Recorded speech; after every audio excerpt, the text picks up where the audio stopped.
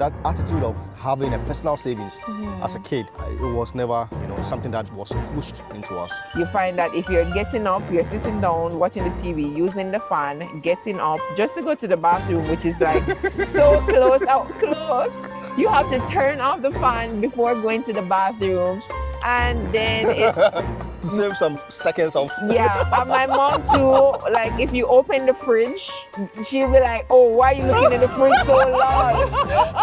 Why are you looking in the fridge so long? Like, don't open the fridge if you don't know what you're going in there for, because, like the longer the fridge is open. I never had allowance. The only time I'm giving money is when we don't cook at home, and I'm giving money to go buy food. So when it comes to savings, in Ghana, we use what is called susu box. All right, if you are Ghanaian, you would know what susu box is. But I remember as a kid, I never had anything like that. Even though I saw friends, having those susu box, but I was never encouraged by anybody to have a personal one. Though sometimes I would have money and I would want to save myself, but within 2 or 3 days, it would just be gone. I'll see something and then I'll buy it with it. So that habit or that attitude of having a susu box, if you don't know what susu box is, it's just like a box where you could save money in there. Yeah, in Ghanaian culture. I never had one. Or I never even had the appetite to have one, to be frank, because there was no encouragement, there was no push. So that is one thing where I would want to encourage my kids to do. For when they are young, at a very younger age, I would encourage them to have a physical susu box where they can see their progress themselves. And as they age, or as they get older, I would encourage them to have a digital susu box that is saving at the bank. And I would really want to push that attitude of saving into their mind. It's something that I was very intentional about it, because I think my parents did a good job, but they weren't so intentional about us having a savings account, even though they encouraged us to go to school, do well, and be something in future. But that attitude of having a personal savings as a kid, it was never, something that was pushed into us. And for me, it's quite the opposite of what Rich said. I had a piggy bank. We call it piggy bank. It looks like a pig. It has the slot. You put the money inside. So I would use it to put my change in, maybe money left over from school. I would use that and save.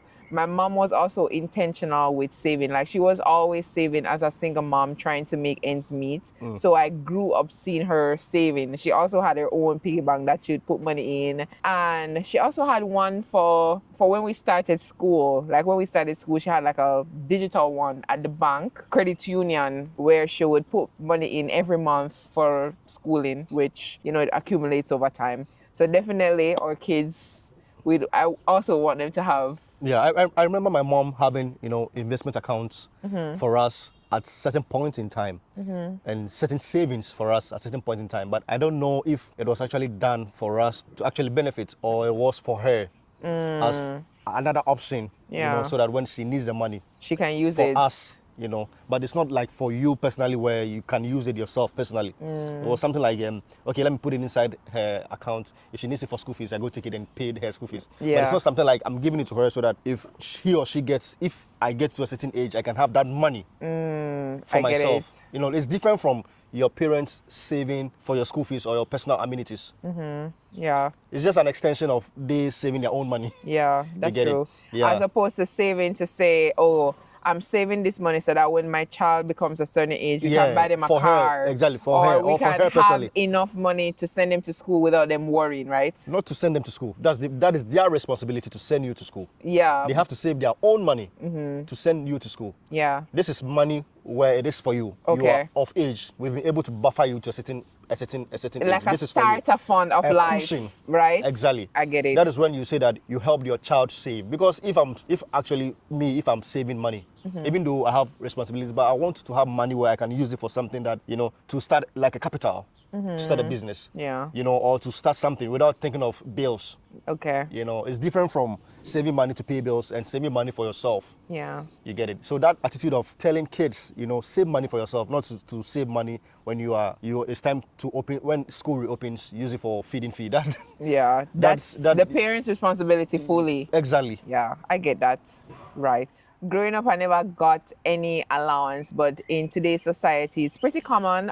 Maybe it was pretty common back then too, but in the household that I grew up in, it wasn't common. Actually, I had to be even calling my dad to say, hey, dad, I need money to go to school today. What's happening? I need lunch money. For us, I would want our kids to get an allowance. Now, there are different types of allowances. You can have normal allowance, and then you can also have allowance wherein maybe if they do some chores around the house, you give them allowance on that as well. But I think a mixture of both, like finding a balance between it, is good, because I don't want them to feel like, oh, you must do this chore in the house in order to get an allowance. I don't want them to feel that type of pressure. So I'm thinking more, okay, they have a base allowance, and then maybe if they do some additional chores, I can say, okay, for this week, if you do these extra chores around the house, I can give you this extra as an allowance. Yeah, for That's what I'm thinking. the issue of allowance, I agree to have giving kids allowance. I never had allowance. The only time I'm giving money is when we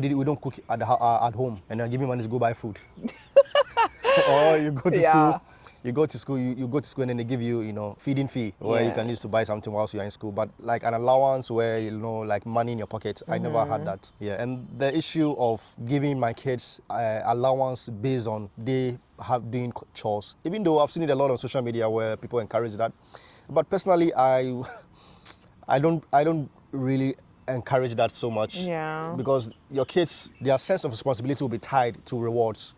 So if you don't give them allowance, then they're not going to do it. Or if the day that they don't feel like having an allowance, then nothing will be done. Yeah, the day I don't feel like buying anything, I don't need money. It means that the plates will not be washed, or what I'm supposed to do, I wouldn't do it. Yeah, so I wouldn't tie allowance to chores. Chores are supposed to be done. Chores are a form of responsibility. As you are growing up as a human being, you need to be responsible for your own self. Yeah. And that is what it has to be. So you wouldn't do a base allowance, and then maybe you say, okay, well, this week, if you do something extra, you wouldn't do that. I wouldn't do that. No, Something extra, whatever. The basis of the argument is that this is what you are supposed to do. This is your responsibility. You have to get it done. It's a conversation that I'll have with them. Okay. As a human being, you have responsibilities. And if you falter your responsibilities, there are consequences. Yeah. No matter whether there is rewards attached or money attached to it. What about age? Like, at what age do you think it's okay for us to say, okay, let's start giving them allowance? For the age at the very start where they are able to buy, to go to the shop themselves and buy, and think that, okay, I bought something, I have change left, I should stand and collect my change. At that stage, then they are worthy to be given allowance. Okay. Because if your kid goes to the store and then they buy something, they tell them this is the amount that it costs, and they are unable to wait and take their change. So they should be able to do some type of calculations, exactly. like certain. Exactly. Okay. So that starts around primary school, primary 1, primary 2, thereabout, where they are able to know that this is the cost and this is what I'm expected to take.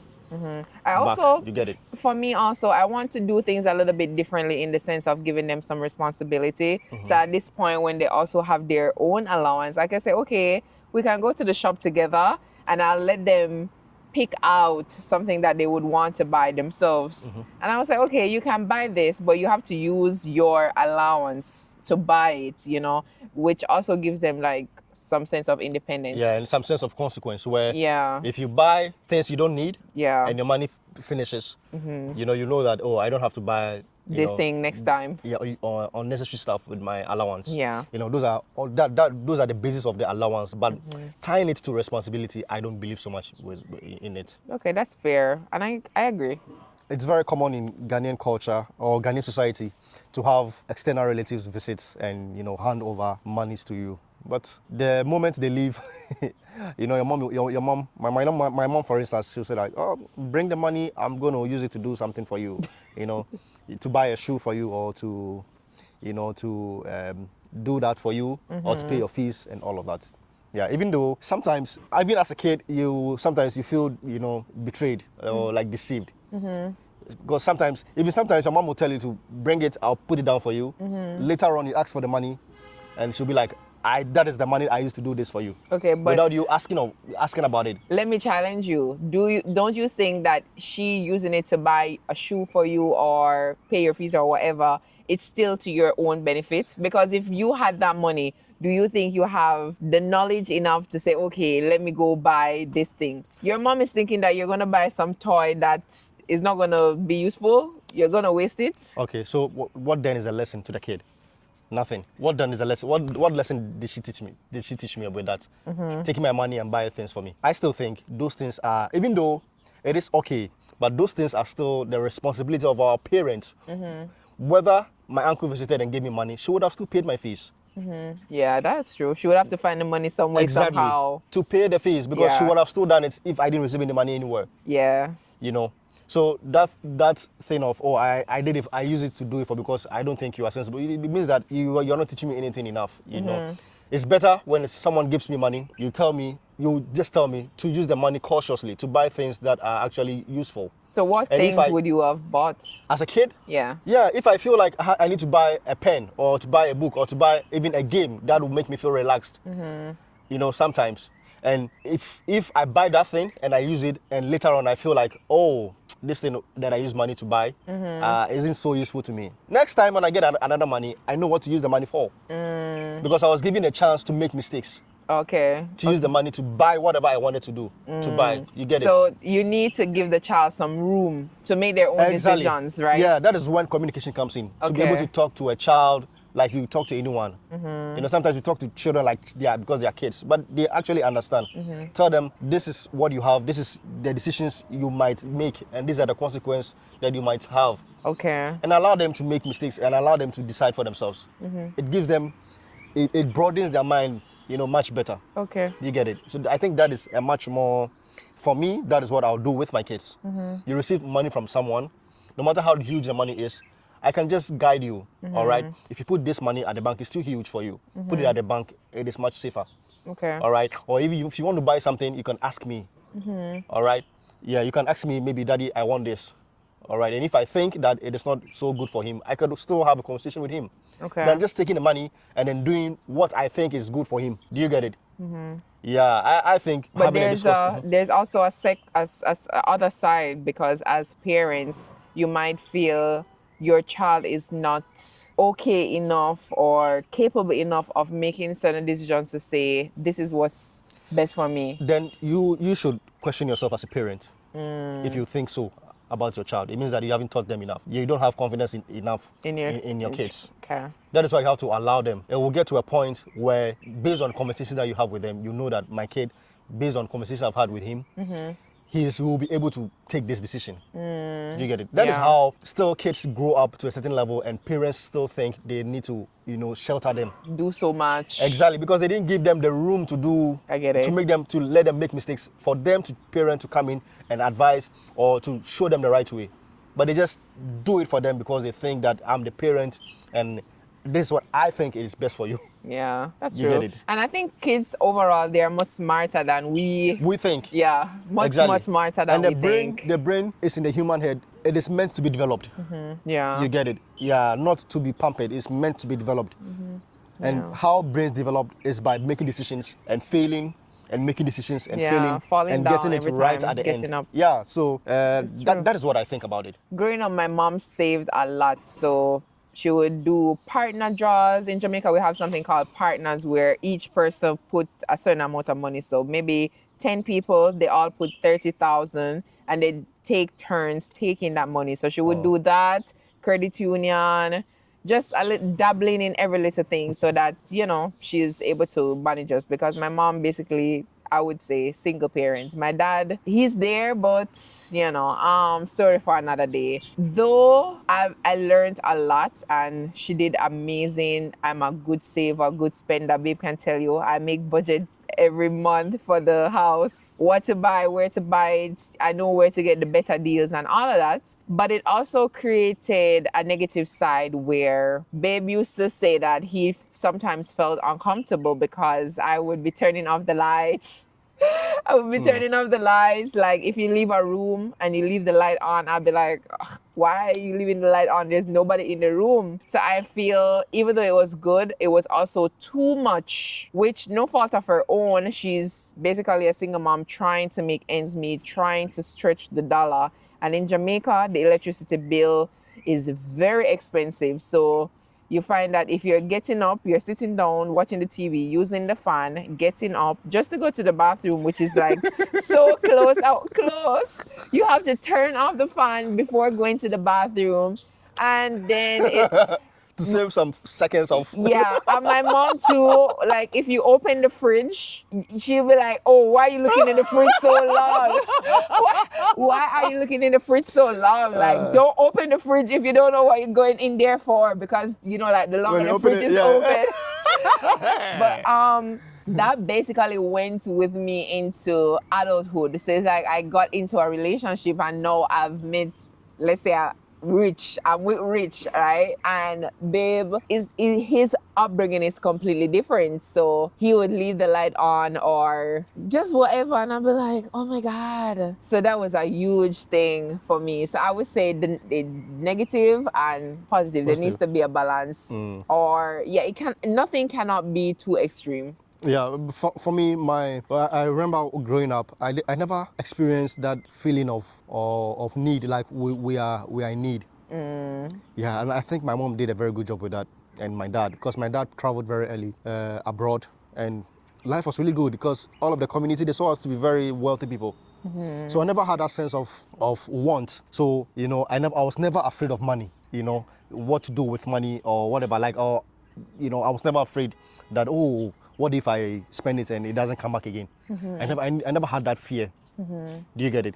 Yeah. But the consequence of that was that I never, like I said, didn't think I needed to put money somewhere to save money. That attitude of saving money. Actually, Rich doesn't save money. He just doesn't spend it at all. Yeah, you don't save money. You don't spend it. Guys, when I say Rich don't save money and he just does not spend it, Rich would have $1,000, right? And maybe I would say, oh, babe, you have $1,000. You want to treat yourself to something. You want to buy something for yourself. He'd be like, buy what? Yeah, you do that. Yes. Do you know why? Why? Because I don't see I don't know what should I buy. Because I don't see anything that I need to, because first of all, wait, let me finish. First of all, my mom bought us a lot of things, like shoe to clothing to that. And when I was young, I enjoyed a lot of that. So I don't see the need to go buy clothes when I already have a pants that is not tight or anything like that. So when you say treat yourself, I say treat yourself to what? Yeah. You know, I don't have anything that I'm so eager to go buy, that I'm so yearning for, that I have to go buy, that I'll feel fulfilled. And I think, based on how you were raised, that is one of the consequences, you know, because you can have one pants and you're just satisfied with that one pants. Yeah, I'm satisfied with it. You can have one shoe and you're okay, as opposed to someone else that might feel like, oh, I need a black shoe, a brown shoe, maybe a silver shoe. I need one black pants, one blue pants, one white pants. I need a black shirt, a white shirt. But for Rich, he can have one black pants, one black shirt, one black shoe, and he's okay. Yeah, so far as it's not smelly or I don't. Yeah, to be frank, even though you see it as a disadvantage, but I see it as a very huge strength. Because I feel like even if I buy the black, blues, yellow, I might not wear them. To be frank, you see, which is true. Now I have new shoes, a white shoe. I've not worn it. I've not worn it till now. Yeah, and I was the one who was like, oh, babe, you should get yourself some shoe. And he bought two, right? He's only been wearing the one shoe every time. I've not worn the other one. That is why you tell me treat yourself. Like, treat myself to what? I don't see it as a treat, like going to buy. Listen, one of the things my mom always say, Tia. Because my mom calls me Tia. She's like, oh, growing up, you know, how she was brought up and everything. She would save the money to, you know, put food on the table and all that. And she always say, we shit out. I don't know if I can say that word. We shit out the money. We send all the money to the toilet. Meaning she saved this money to put food on the table, but she's not treated herself to anything.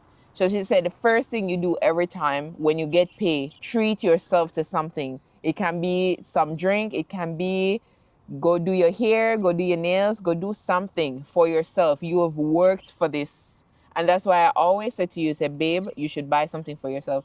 If I don't buy something for babe, I have to take the money and go buy it. You know, yeah, that is right. You know, but you see, there are two sides of it. From, you know, having the money and you know that you need to do this for yourself. Like you know that you want this, but because you want to hold on to the money, you wouldn't do that. That is different. And that's why we have budgets. So we have a budget every month. Yeah. You know that we have personal care, we have groceries, we have going out, we have this, we have. So you just budget something for you. To buy what? You know, try to listen to what I'm saying. To buy what? Because what I want to go buy, I don't want it. Okay, I guess It's different if I want it and I'm still hoarding the money. It's a different thing. Like, I want to go barb my hair. I want to have a facial care. I want to have it, but I'm hoarding the money. That is different from I have the money, but I don't want to go buy those things because it doesn't bring me anything, no fulfillment, nothing at all. Okay, maybe I think Do you it's get it? fine. Yeah. The reason why is because, like I told you, I don't feel like buying clothes. Because, and it's a disadvantage. My mom bought clothes for us. I never had a chance to, go to the store myself when I was a kid. To go buy clothes or, like, we had so many clothes that we used to give some out. So now why should I have clothes? I don't see why I have, because I used to have a lot of clothes. A lot of shoes that would even give some out. Okay. My cousins, my cousins will come around and we'll give some of them The clothes. The clothes. There were so many, So that's kind of satisfaction that I had during childhood. I feel like, okay, I had all of the clothes. I wore so many clothes. Now, You just want a few pieces, right? yeah, like it feels like I know how it feels like to have so many. Oh, okay. I don't want to buy clothes anymore. Okay. It doesn't feel fulfilling. So that's basically the plus and the negative, The negative. side So of it. there are two things.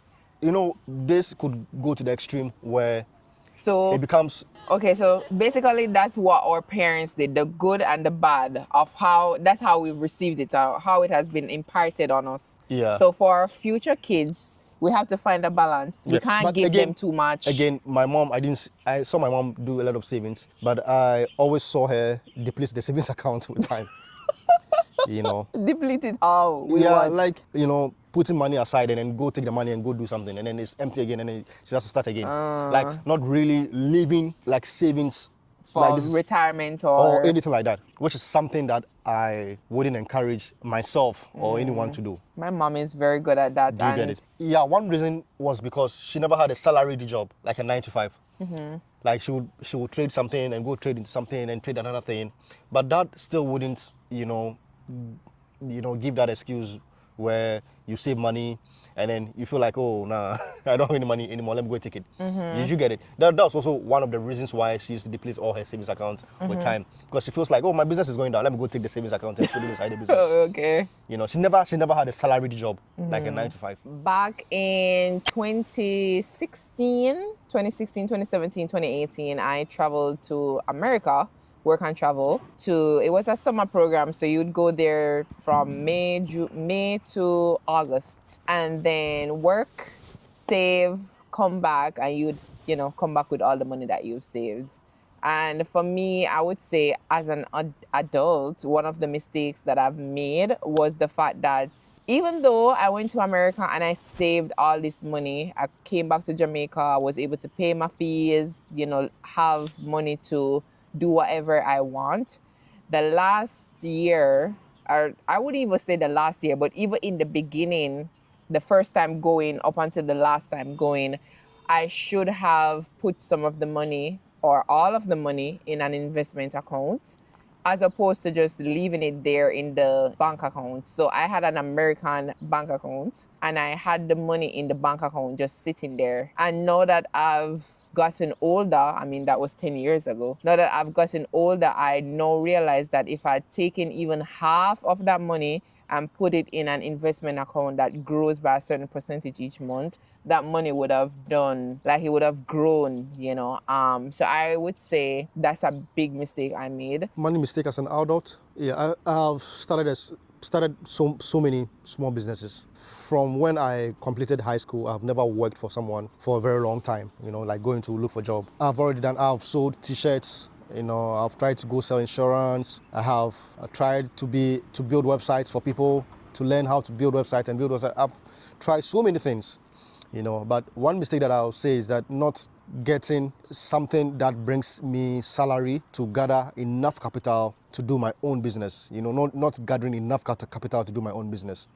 Because whilst doing business, there are a lot of things that happen, but if you have enough cushion as capital, there are some of the challenges you could, ride over them for your business to move on. Yeah, instead of venturing into business with the little that you have, if something happens, you would have no money left, And there are a lot of businesses, you have to run it for a while to be able to break even and to be able to see some profits. It doesn't mean the business was bad, but it just didn't have enough cushion to be able to run that business. Yeah. So that is one other mistake that I wouldn't my kids to go through it. It's either I provide them with enough capital to be able to run the business for long until they realize,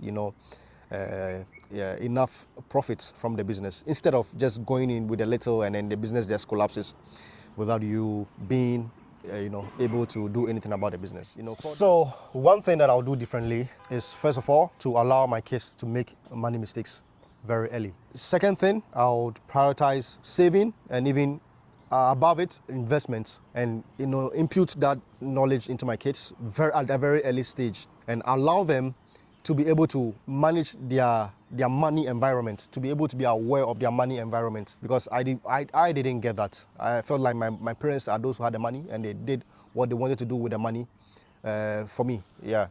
But I would do that differently. I'll allow my kids to be able to manage their own decisions at a very early stage. I would agree with that. Just to add something, I would say that we are a family, and sometimes as parents, we tend to separate our kids from certain decisions or certain things that's happening in the family. Like, you're like, oh, I don't want to burden my child with this information. But I feel like if we have family meetings with our kids involved, for some of them, I mean, some things they would not know necessarily, but I feel like some things they can be privy to say, okay, this is where we're at, this is what we're hoping to achieve as a family. I think it would also be very helpful so that they can know what's going on. Like, I don't like the idea of the kid being completely clueless. Okay. It also creates some type of thing where maybe they see their friend with something and they'll be like, oh, I wish I had that. Why can't I have that, mommy? But if my child knows that, oh, this is where mommy and daddy is right now, we can get you this, but maybe not now. Maybe a couple months from now, we can get you that thing, or whatever the thing is, just communicate with them more openly. I feel like our parents, they didn't really communicate with us, but more at us. Like, this is what you must do. This is what I have. You either take it or leave it. I don't want that type of vibe. So this is where we're at. For now, these conversations might actually change when we do start having kids, but at least we're talking about it. So here's my question for you. Are there certain behaviors, whether good or bad, that your parents did with money that you are carrying or leaving behind into your own family? Let's know in the comment section.